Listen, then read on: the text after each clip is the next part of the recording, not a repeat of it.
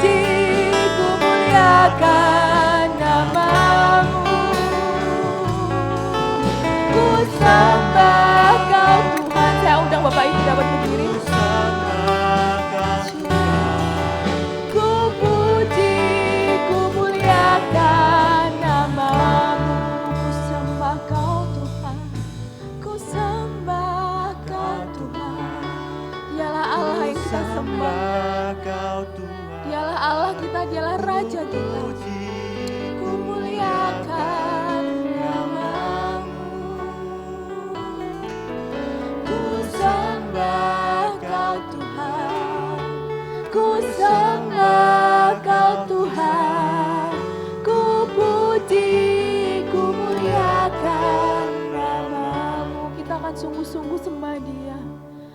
Ku sembah Kau Tuhan, ku sembah Kau Tuhan, ku puji, ku muliakan nama-Mu.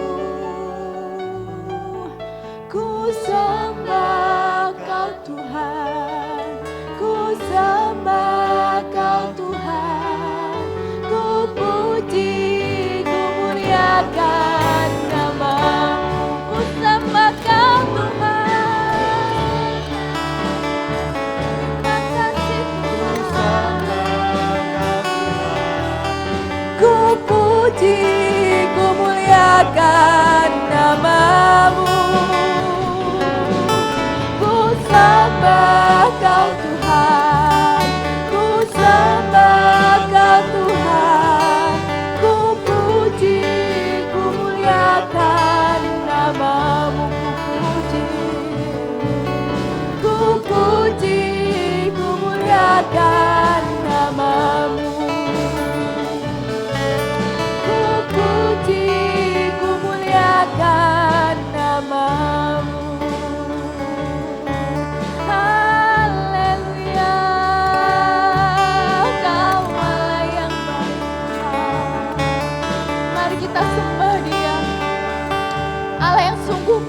kehidupan kita. Hanya Dialah yang layak kita sembah. Terima kasih Tuhan. Syukur Tuhan. Haleluya. Kau Allah yang baik Tuhan. Terima kasih Yesus.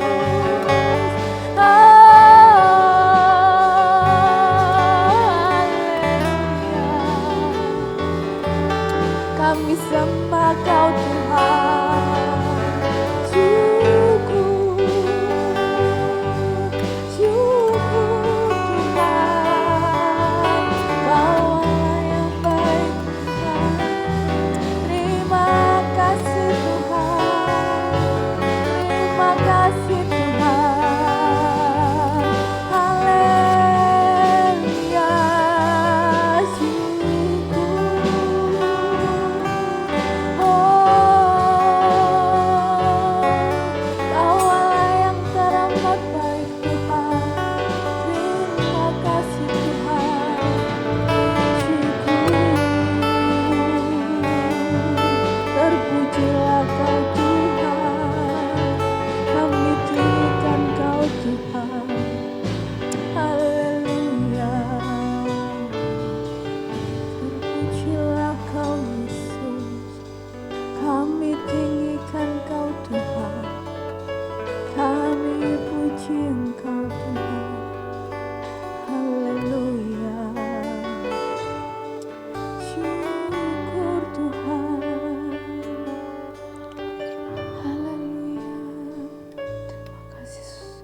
Kami undang Ibu Gembala untuk memimpin kita dalam doa pembukaan ibadah pada pagi hari ini.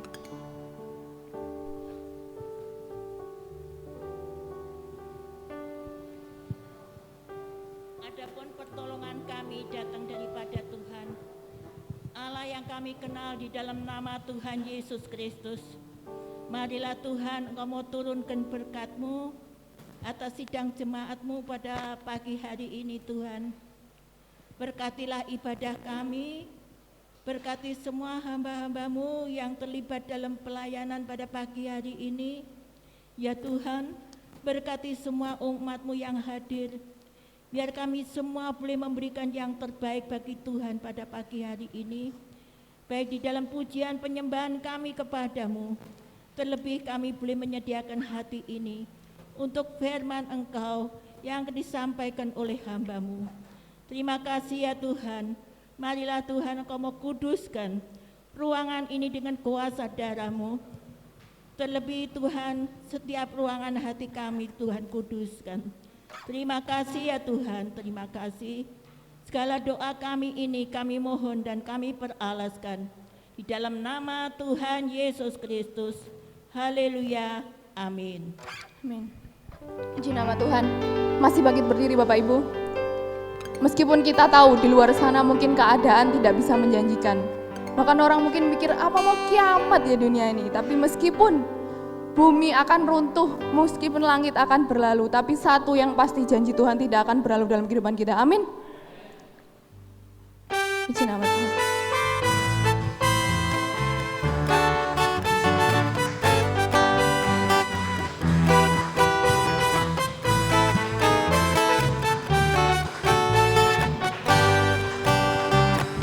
Biar bumi akan berlalu, biar bulan tak bercahaya lagi, biar langit akan bergoncang, matahari tak bersinar lagi.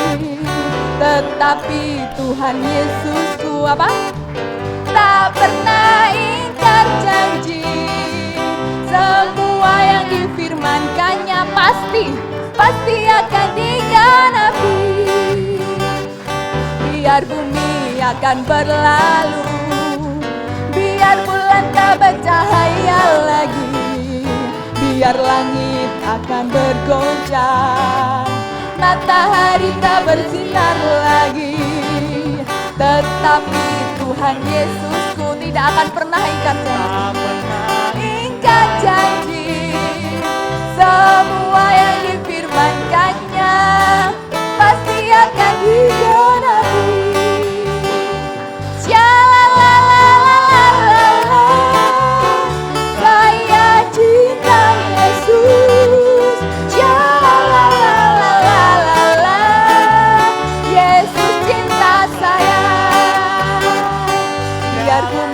akan berlalu.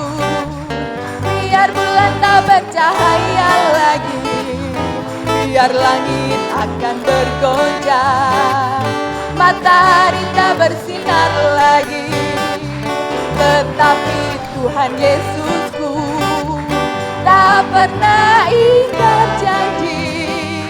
Semua yang difirmankannya katakan pasti akan digenapi.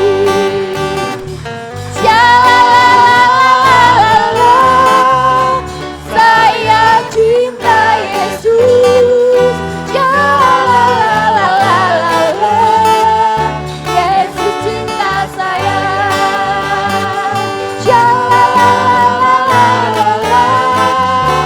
Saya cinta Yesus.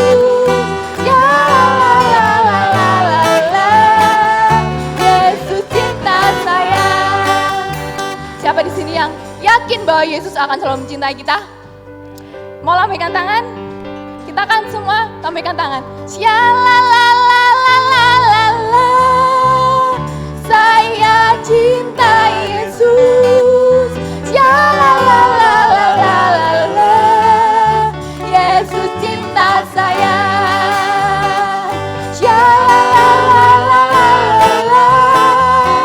Saya cinta Yesus. Yesus cinta saya. Dia Allah yang sungguh kita cintai. Itu juga Allah selalu mencintai kita. Haleluya Yesus. Dia Allah yang sungguh mencintai kehidupan kita.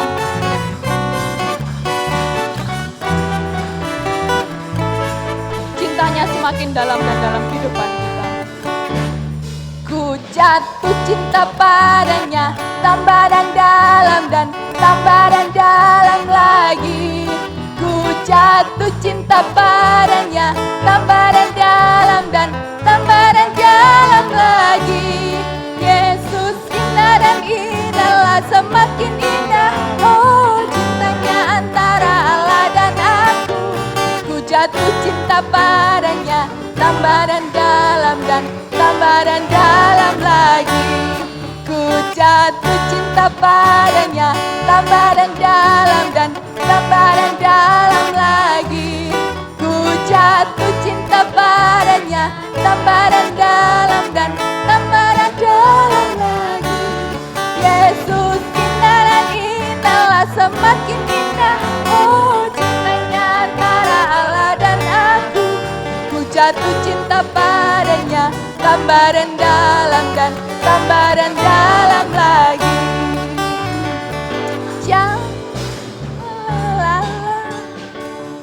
Saya cinta Yesus. Yesus cinta saya.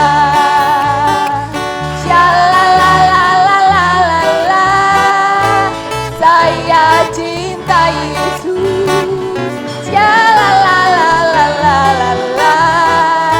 Yesus cinta saya. Yesus cinta saya. Saya katakan saya cinta Yesus. Saya cinta Yesus. Puji nama Tuhan. Silakan duduk kembali Bapak Ibu. Kita akan persiapkan hati kita Bapak Ibu. Kita akan mendengarkan firman Tuhan. Kita akan mendengarkan Allah berbicara dalam kehidupan kita. Adalah firman Tuhan dapat hidup dalam hidup kita. Dan kita dapat menjadi pelaku firman-Nya.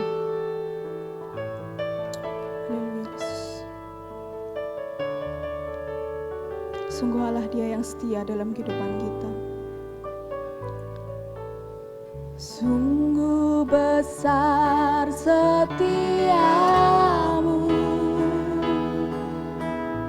Kau nyatakan bagiku. Kau Bapa yang selalu mengerti isi hatiku.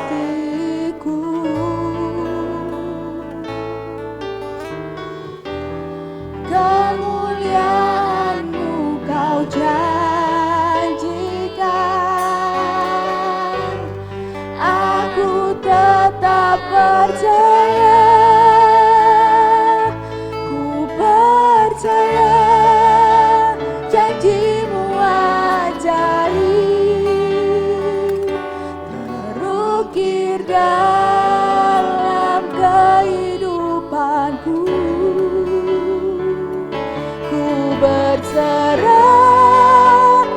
dalam kekuatan-Mu. Hanya Kau segalanya bagiku. Ku percaya janji-Mu ajaib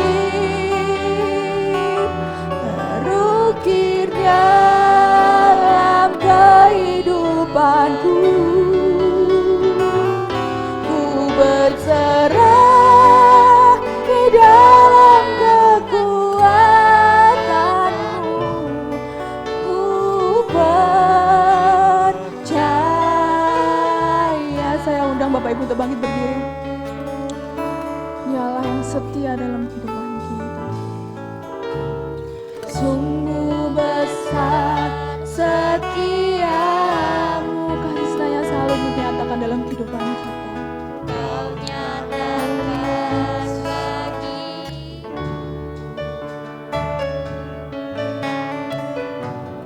Kau Bapa yang selalu mengerti isi hatiku.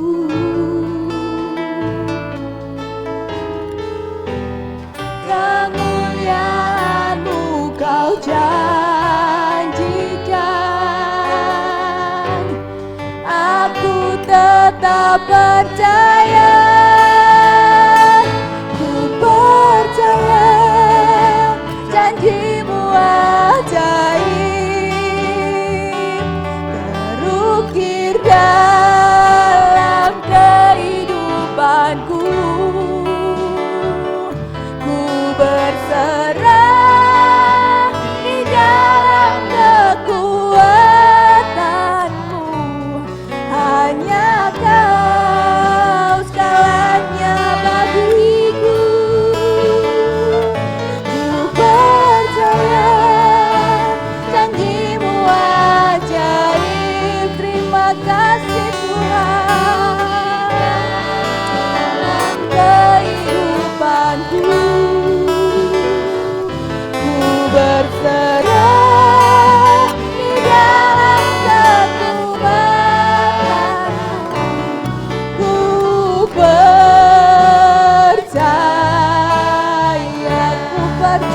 janji-Mu, janji-Mu ajaib terukir dalam kehidupanku. Ku berserah padamu Tuhan di dalam kekuatan-Mu. Hanya Kau segalanya bagiku. Ku percaya janji-Mu ajaib terukir dalam kehidupanku. Ku berserah di dalam kekuatan-Mu. Ku percaya. Terima kasih Tuhan.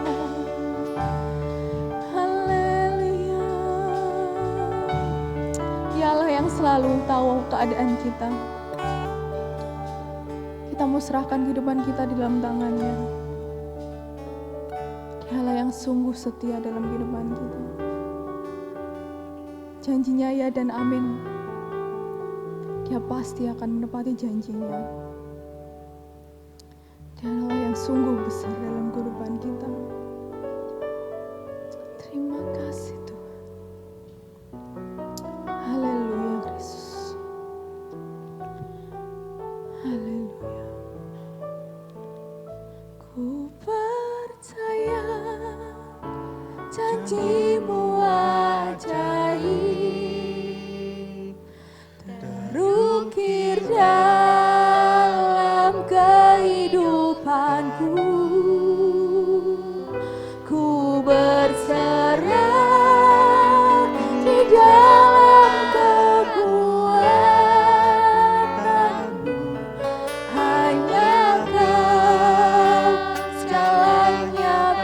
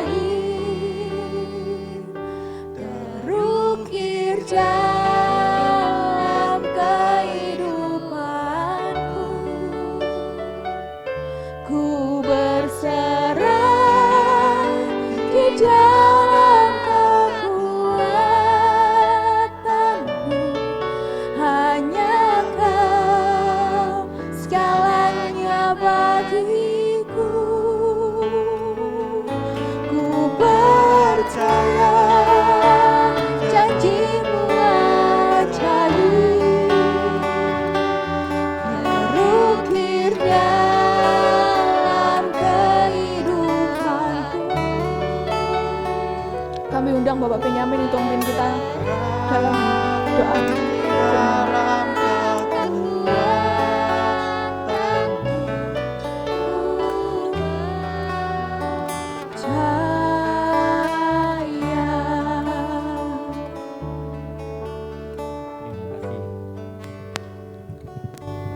Terima kasih Bapak Surgawi.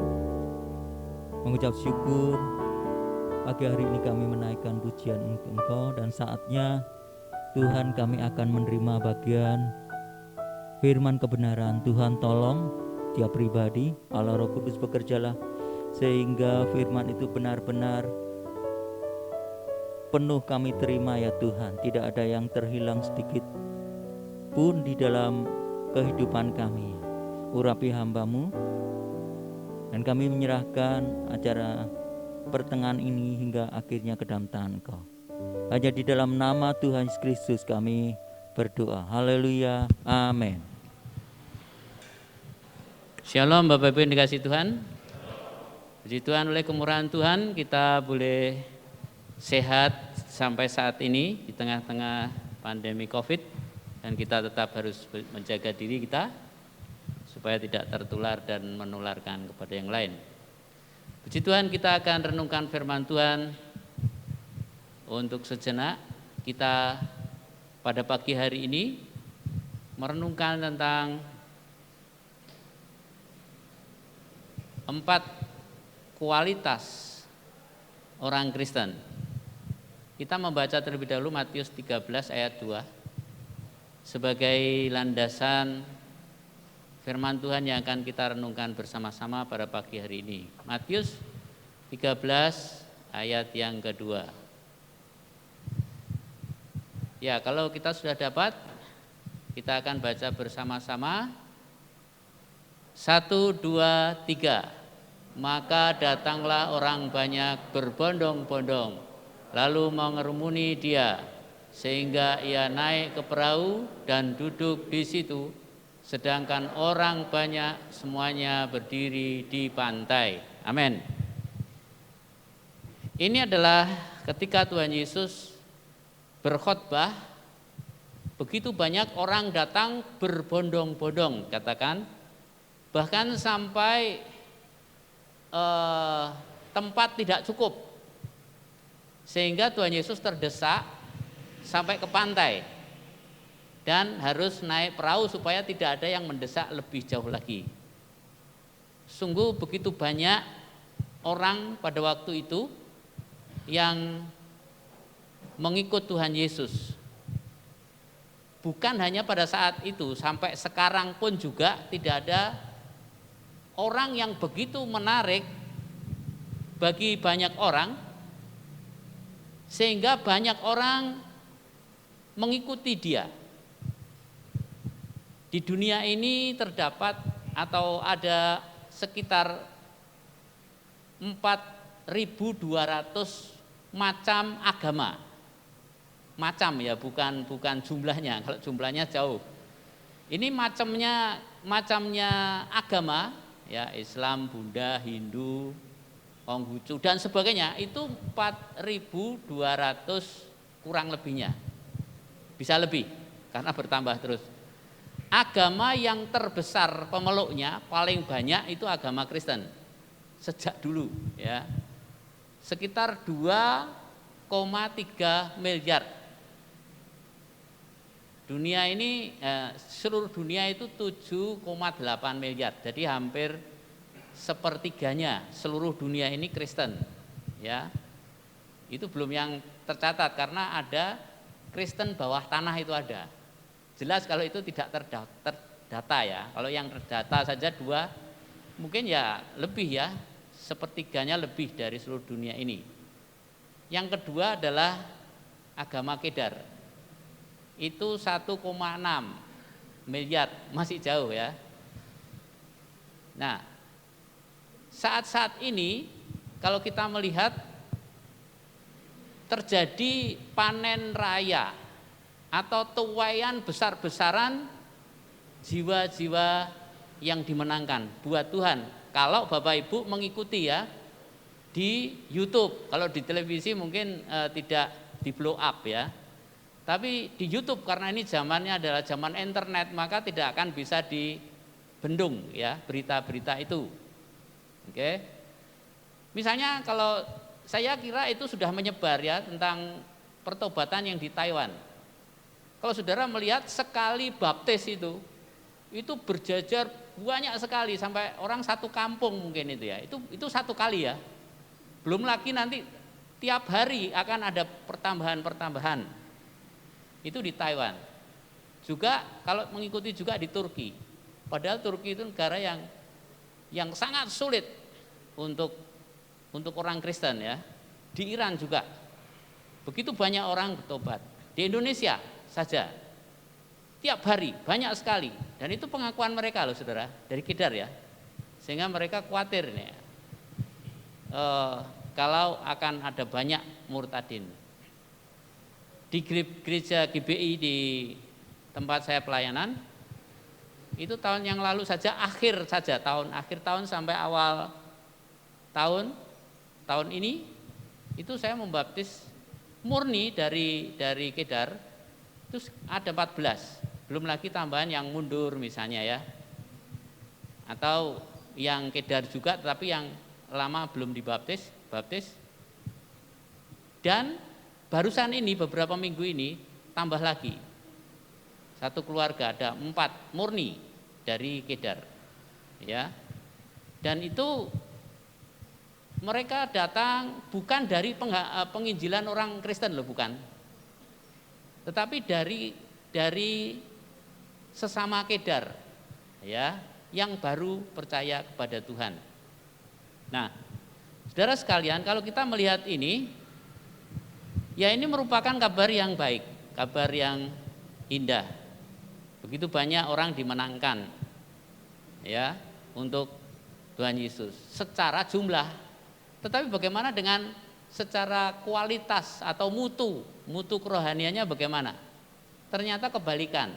Ya, firman Tuhan katakan, nanti kalau aku datang apakah masih ada iman di dunia ini? Berarti akan semakin berkurang.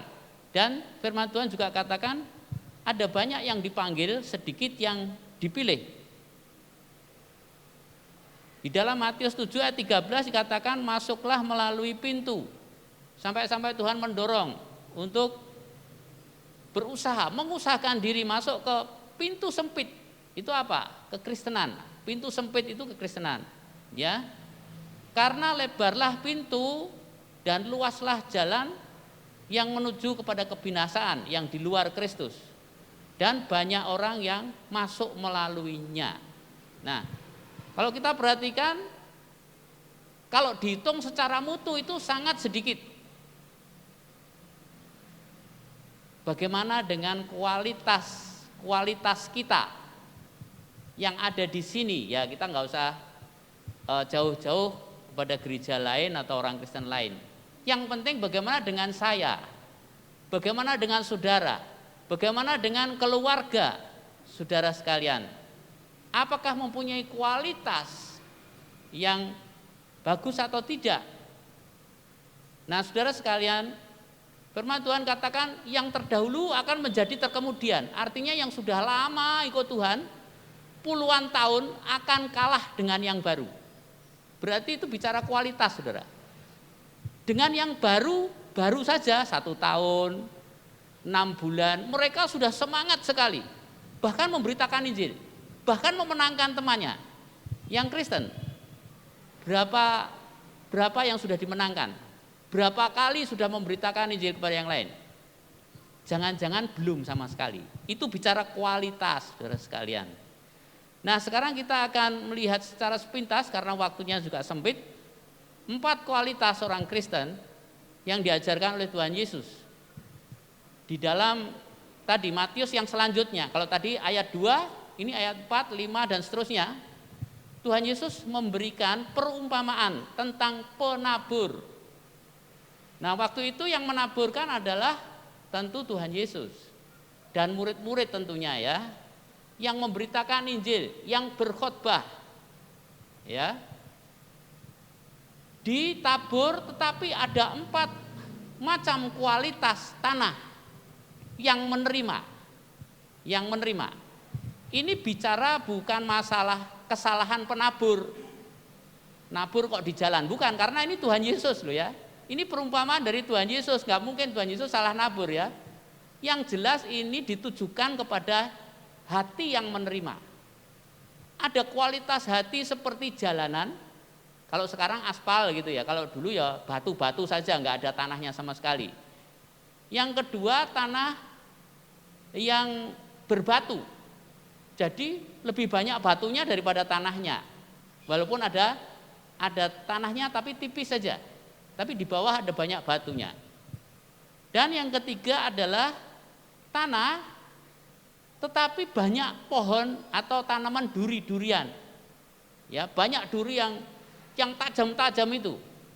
Ya. Sehingga tanaman yang benih yang ditanam itu cuman sedikit dibanding durinya. Sehingga walaupun tumbuh ya mati juga, gitu ya. Dan yang keempat adalah tanah yang subur. Enggak ada batu-batunya, enggak ada duri-durinya. Sehingga benih itu tumbuh dengan subur dan mengeluarkan buah-buah. Ada yang 30 kali, 60, 100 kali ganda. Ya, karena suburnya tanah itu. Nah, ini adalah menggambarkan kualitas tanah yang menerima firman. Karena benih itu adalah benih firman. Firman Tuhan, benihnya bagus. Ya, kemudian penaburnya juga pinter.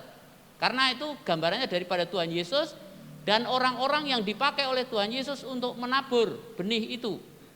Nah, sekarang tergantung daripada tanahnya, bagaimana tanahnya itu.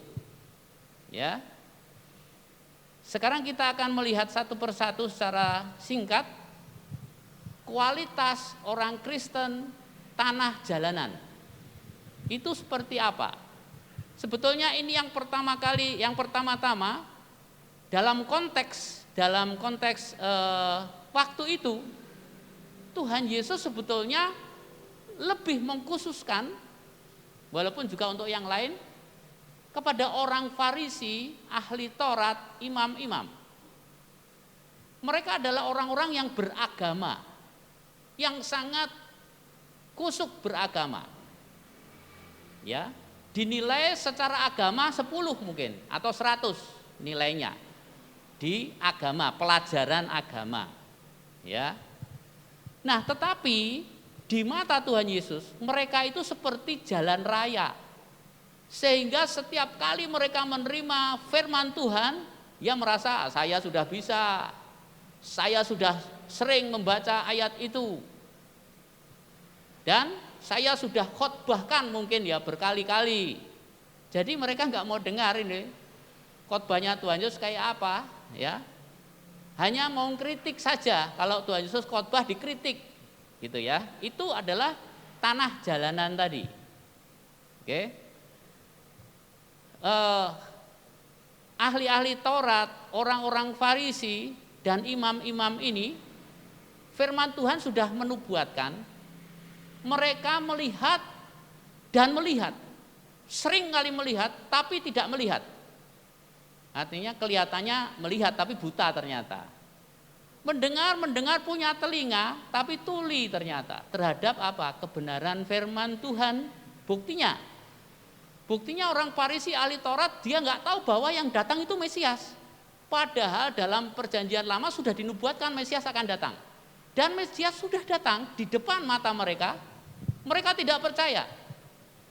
Ya. Khotbah yang sangat bagus mereka tolak itu. Dan juga bahkan mujizat-mujizat yang dahsyat. Mana ada pendeta atau nabi yang mempunyai mujizat seperti Tuhan Yesus? Tidak ada. Tidak ada.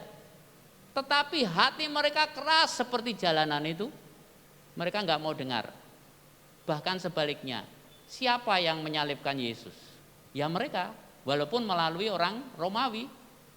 Tetapi inisiatif daripada orang Farisi, imam, ahli Taurat yang mengatakan salibkan dia, memprovokasi rakyat. pada waktu itu untuk menyalibkan Yesus. Itulah tanah jalanan. Apakah ada orang Kristen begitu? Ada, saudara. Walaupun caranya beda.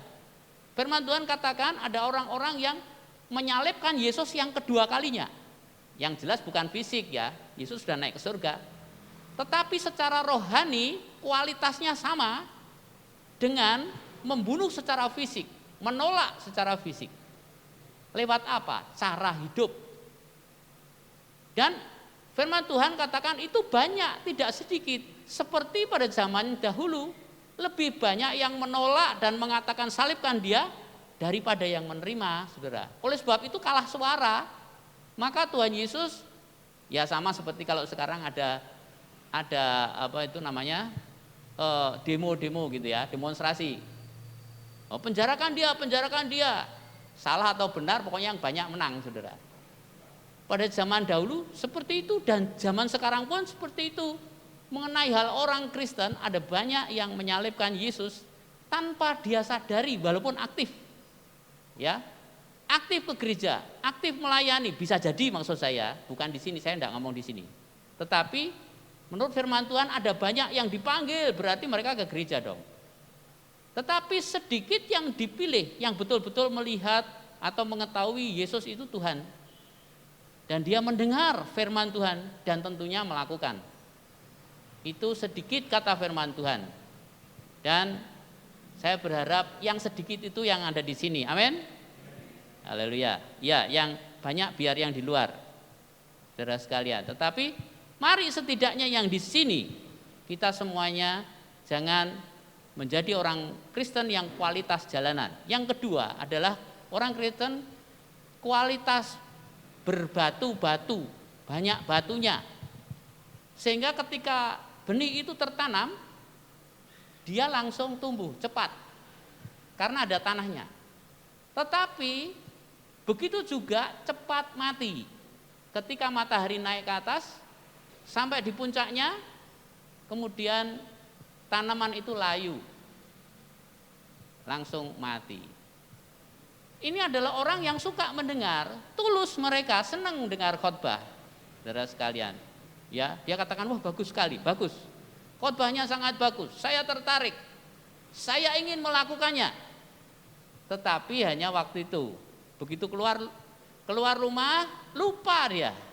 Tidak lagi ada kerinduan untuk melakukannya. Saudara sekalian. Nah, ini adalah orang-orang yang berbatu hatinya. Ya. Mereka hanya ingin atau suka mendengar yang enak-enak saja. Karena banyak batunya daripada tanahnya. Ya, batu itu kan keras, saudara sekalian ya. Dia tidak mau yang enak gitu ya. Yang tidak enak, maunya yang enak saja. Yang gampang dilakukan, ya. Yang nikmat, ya. Berkat misalnya. Kalau khotbah berkat, wah dia senang sekali. Khotbah mati masuk surga, jaminan keselamatan, dia senang. Mujizat, kalau sakit Tuhan bisa sembuhkan. Kalau nggak punya pekerjaan, Tuhan bukakan pekerjaan. Kalau ada masalah, Tuhan selesaikan masalah. Nah, itu suka. Ya. Dan mungkin juga khotbah-khotbah yang perbuatan bagus, amal yang baik gitu ya, itu dia suka dengan itu. Ya. Tetapi pelajaran-pelajaran Alkitab yang keras dia tidak suka. Bisa saja tersinggung atau tidak mau dengar. Alah enggak begitu, saya punya tafsiran sendiri, enggak begitu maksudnya. Gitu ya. Atau dia milih hamba Tuhan yang lain. Nah, sekarang ini kan banyak khotbah-khotbah YouTube toh, dia pilih. Nah, ini khotbahnya ini cocok dengan saya ini. Bukan cocok sama Tuhan loh, enggak, cocok dengan saya ini. Cocok tafsiran saya. Lalu dia tolak hamba Tuhan yang memang keras, tetapi itu sesuai dengan firman Tuhan. Ya. Maka kita harus berhati-hati dengan khotbah-khotbah yang sudah ada sekarang ini, pandemi ini justru melimpah itu. Tetapi sayangnya khotbah yang melimpah belum tentu benar semua, itu masalahnya, ya. Dan kalau orang itu tanah batu, maka dia akan lebih suka khotbah-khotbah yang menyenangkan itu. Maka tidak heran ada banyak yang tersesat. Saudara sekalian ya. Memang khotbah pengajaran itu tidak enak. Sulit dipahami, kadang sulit sehingga ngantuk. Wah, enggak enak kalau pelajaran tidak enak. Enak yang semangat-semangat, kesaksian-kesaksian gitu ya. Bukan salah, itu enggak salah ya. Khotbah-khotbah begitu enggak salah. Tetapi itu dasarnya tidak kuat. Karena tanahnya cuma tipis, sedangkan batunya banyak sehingga akarnya tidak mendalam. Coba bayangkan kalau rumah ini fondasinya cuma sedikit saja, ya gampang ambruk, saudara. Pohon yang akarnya sedikit, kena angin, ambruk sudah. Itulah gambaran orang Kristen yang enggak punya akar. Walaupun sering ke gereja, tapi enggak punya akar. Maka penting sekali gereja itu memberi pengajaran. Ya. Nah, memang agak sulitnya begini, kalau ada PA, pelajaran PA itu sedikit yang datang. Kalau ada kelompok sel juga sedikit yang datang. Padahal kalau di Salatiga sana pengajaran dilewatkan kelompok sel karena apa? Harus ada tanya jawab. Kalau di sini kan enggak bisa.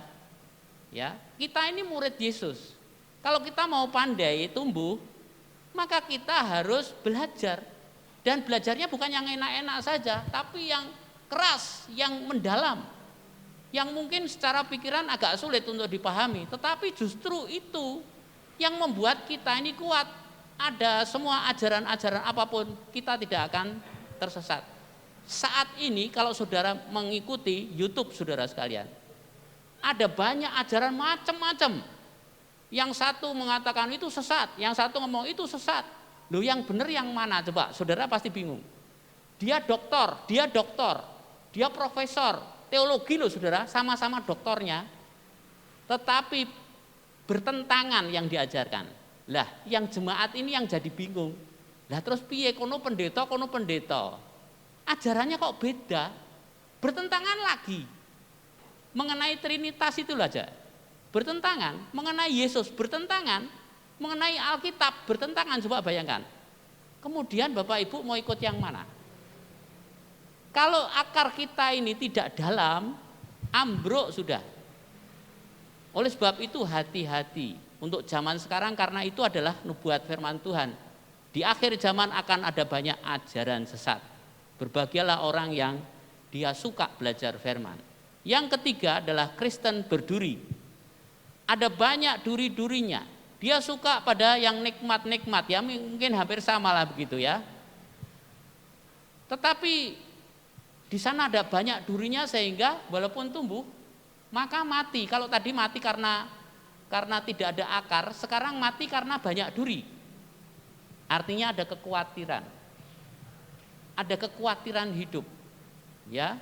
Yang dia pikir adalah nanti bagaimana ya? Kerjaan saya bagaimana? Jodoh saya bagaimana? Terus anak saya bagaimana? Sekolahnya bagaimana? Sudah. Jadi itu saja, sehingga mereka lebih tekanannya lebih kepada cari uang. Itu tidak salah. Tetapi bukankah harus seimbang? Orang Kristen bahkan katakan, carilah dahulu kerajaan Allah dan kebenarannya, maka semuanya yang kamu butuhkan Tuhan itu sediakan, saudara sekalian. Itu firman Tuhan. Lalu bagaimana prakteknya? Apakah kita betul-betul lebih mengutamakan akan firman Tuhan atau lebih mengutamakan Tuhan daripada kebutuhan hidup? Kedua-duanya penting, tapi mana yang lebih penting? Dia sumbernya, saudara sekalian.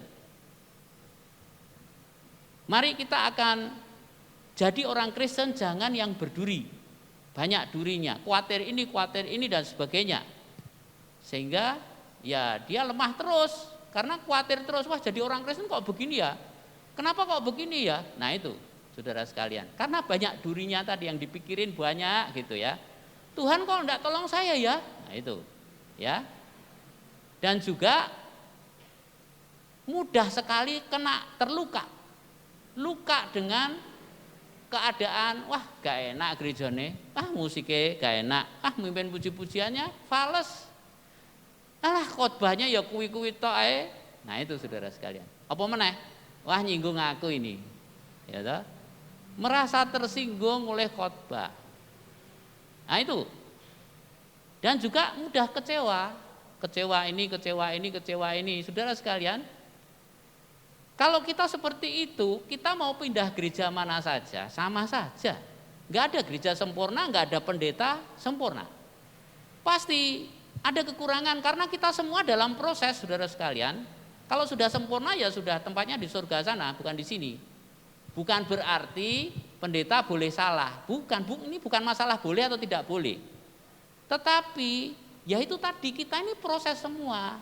Maka kita ini diajarkan saling memaafkan, saling menghargai dan sebagainya, saudara sekalian. Nah, ada ini di sana di Salatiga ya, ada jemaat. Ya masih maklum lah, dia baru. Dia kecewa sama majelis, kecewa sama teman sesama. Bahkan pernah kecewa sama saya, dia cerita, "Loh kenapa kamu begitu?" "Karena Bapak ini ngomong begini. Loh, kan harus ditanyakan dulu benar apa enggak, saya jelaskan. Saya enggak begitu. Saya jelaskan. Oh gitu toh. Nah itu saudara, belum telan mentah. Sehingga gampang diadu domba. Akhirnya dia ngomong begini, "Ya sudah Pak, saya mau pindah saja ke sebuah gereja. Ya saya tidak sebutkan gereja ini. Ini gereja ini bagus sekali Pak." Saya tidak mengatakan iya atau tidak. Saya katakan, "Ya kalau kamu mau ke sana silahkan, ya saya dorong, saya dukung kamu, enggak apa-apa. Tapi jangan lupa sama saya ya. Kalau ada masalah apa-apa, enggak apa-apa ngomong saja sama saya. Kalau kamu enggak kerasan di sana, balik enggak apa-apa. Anggap saya bapakmu. Saya doakan kamu di sana berhasil. Layani dengan baik." Belum 2 bulan dia telepon saya tadi, kemarin dia telepon. "Pak, wah saya ini di sini nih apa betul ya tempat saya di sini?" Loh, malah tanya, "Apa betul tempat saya di sini?" katanya. Loh, kan dia sendiri yang pilih. Dia ngomong, "Itu loh gereja bagus." Ya saya ngomong, "Ya marilah." Karena saya tahu ini karena dia orang Kristen berduri ini. Bentar lagi saya ngomong sama teman-temannya yang lain. Dia sayangkan, "Kenapa kok pindah? Masalah begini aja." Ya sudahlah, enggak apa-apa. Nanti sebentar lagi, enggak akan lama dia balik. Nah betul saudara sekalian. Akhirnya dia cerita, "Saya begini, dia dibeginikan, saya kecewa." Ya sudah, saya enggak akan salahkan siapa-siapa karena saya enggak tahu. Ya sudahlah, kamu balik saja, balik ke rumahmu, ke tempat saya.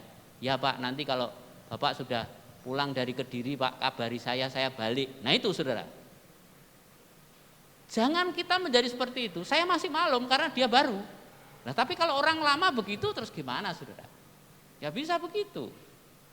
Itu proses, ada masalah, dihadapi bukan dihindari saudara. Kalau kita sering menghindar, itulah orang Kristen berduri. Sedikit-sedikit sakit, sedikit-sedikit kecewa. Padahal sebetulnya yang mengecewakan itu dia. Memang dia banyak hal yang kurang sehingga orang kecewa, lalu ya wajar saja kalau wes kamu pergi kamu. Misalnya gitu. Enggak bisa dibimbing, wes kamu pergi sana. Nah, itu saudara sekalian. Bukan dia dikecewakan, tapi dia yang mengecewakan sehingga orang marah sama dia. Dia enggak bertahan. Itulah contoh. Terakhir, orang Kristen yang tanah subur. Ya. Nah, inilah orang Kristen yang dia cinta kepada Tuhan. Dia tidak ada batu di dalam hatinya, enggak ada. Tidak ada duri-duri dalam hidupnya, enggak ada. Dia orang yang suka belajar firman Tuhan.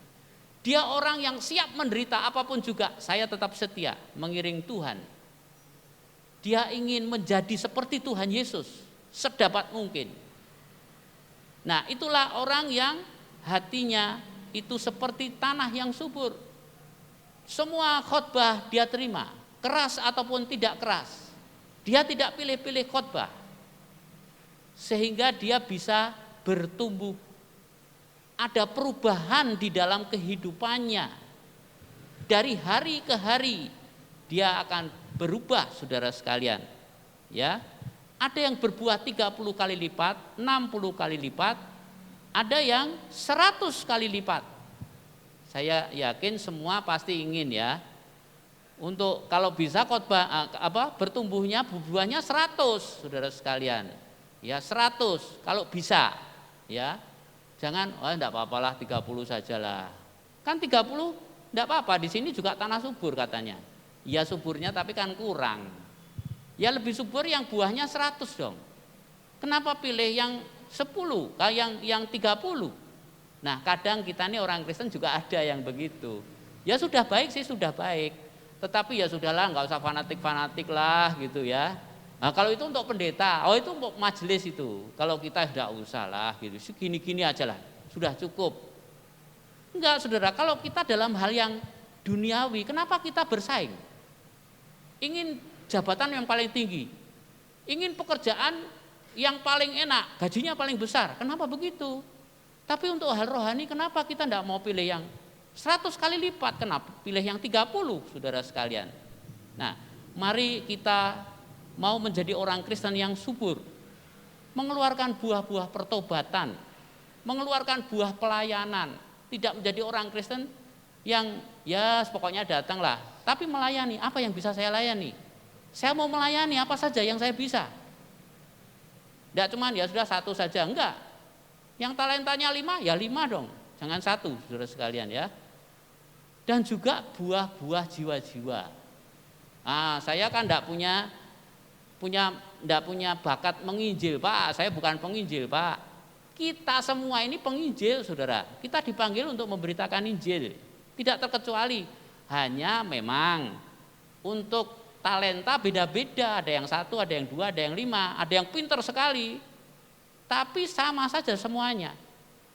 Harus membuahkan 100 kali lipat. Lakukan itu, saudara sekalian. Ya, soal orang itu mau percaya mau tidak itu urusannya Tuhan, bukan urusan kita. Tapi mari kita memberitakan Injil, saudara sekalian. Nah, mari kita akan seperti itu, bertumbuh semuanya. Dan sebagai penutup adalah, kalau kita tidak berbuah, artinya seperti tanah jalanan atau berbatu atau berduri, maka Tuhan berkata begini, kapak sudah tersedia pada akar pohon, dan setiap pohon yang tidak menghasilkan buah akan ditebang dan akan dibuang ke dalam api. Karena enggak menghasilkan apa-apa, saudara. Kristen sudah lama sekali, tapi ya gitu-gitu saja, membuat masalah lagi. Ya buat apa? Ya sudah ditebang saja ibarat pohon. Ya. Nah, tetapi kalau kita mengeluarkan buah, maka justru kita akan dipupuk lagi supaya lebih banyak lagi buahnya. Bukan hanya saja kita masuk surga. Kalau kita berbuah, masuk surga itu gratis, saudara sekalian, karena kita percaya Yesus masuk surga. Tapi ya jangan yang penting pokoknya masuk surga, jangan begitu. Seperti yang tadi ya 30 cukup lah. Tidak, harus kita berlomba, saudara sekalian. Supaya kita masuk surga, kita dapat upah yang besar, kita dapat mahkota yang banyak. Sekalipun bukan karena itu tentu motivasinya. Bukan karena supaya nanti dapat upah di surga, supaya nanti dapat mahkota, bukan. Itu kualitas kurang baik, saudara. Kualitas yang terbaik adalah kalau kita cinta sama Tuhan, itu saja. Maka berkat, upah, dan juga mahkota itu enggak usah kita harapkan, pasti datang dengan sendirinya. Sebagai penutup, Kisah 13 ayat 22. Kisah 13:22. Setelah Saul disingkirkan, Allah mengangkat Daud menjadi raja mereka. Tentang Daud, Allah telah menyatakan, aku telah mendapat Daud bin Isai, seorang yang berkenan, yang menyenangkan hatiku, dan yang melakukan segala yang kukehendaki, enggak pernah bantah. Dia lakukan segala. Inilah orang yang berkualitas, saudara sekalian. Seperti tanah yang subur, membuahkan hasil bukan hanya 30 atau 60, tetapi 100 kali lipat. Jangan seperti Saul, saudara sekalian. Raja Saul itu adalah tanah yang seperti jalanan, ada banyak batu dan ada banyak duri. maka Tuhan tebang itu dan Tuhan buang semua dengan anak cucunya. Marilah kita menjadi seperti Daud, belajar mempunyai hati yang berkualitas tanah yang subur. Amin Bapak Ibu. Baik, mari kita akan akhiri karena waktunya memang sudah habis. Kita akan bangkit berdiri dan setelah doa nanti Ibu Gembala yang akan doa berkat. Mari kita akan berdiri bersama-sama. Kami bersyukur kepadamu untuk ibadah pagi ini. Kami bersyukur untuk kesehatan yang Kau berikan kepada kami. Dan kami bersyukur Engkau telah memberikan hati yang seperti tanah yang subur. Menyingkirkan semua batu dalam hati kami, duri dalam hidup kami. Dan ubahkan kami kalau mungkin hidup kami seperti jalan yang keras. Jadikanlah kami tanah yang subur. Supaya firman-Mu itu tumbuh dan mengeluarkan buah-buah yang lebat. Hidup kami boleh menyenangkan hati-Mu ya Tuhan. Terima kasih untuk firman-Mu dan terima kasih untuk Roh Kudus yang akan menolong kami sehingga kami boleh mengeluarkan buah. Bukan hanya 30, bukan hanya 60, tetapi 100 kali ganda ya Tuhan. Terima kasih ya Bapa. Engkau akan memberkati seluruh sidang jemaat-Mu di tempat ini. Ibadah sore nanti juga Engkau akan berkati yang belum hadir pagi hari ini. Sore nanti mereka boleh hadir bersama-sama menikmati berkat. Seperti kami juga menikmati berkat. Berkatilah kota Kediri. Berkatilah Bapak Wali Kota dengan semua jajarannya. Berkatilah Bapak Presiden Jokowi beserta jajarannya. Berkatilah Indonesia. Engkau akan tolong untuk menghadapi pandemi ini supaya cepat berakhir dan Kau pulihkan ekonomi Indonesia ini ya Bapak. Dan semua masyarakat Indonesia boleh diberkati oleh Tuhan teristimewa secara rohani. Banyak jiwa boleh dimenangkan untuk kerajaan sorga. Nama Tuhan dipermuliakan di seluruh muka bumi ini. Terima kasih Tuhan. Kalau sebentar kami akan pulang, Kau menyertai kami semua dalam perjalanan dan memberkati keluarga kami masing-masing. Di dalam nama Tuhan Yesus Kristus, kami peralaskan seluruh doa kami ini. Haleluya.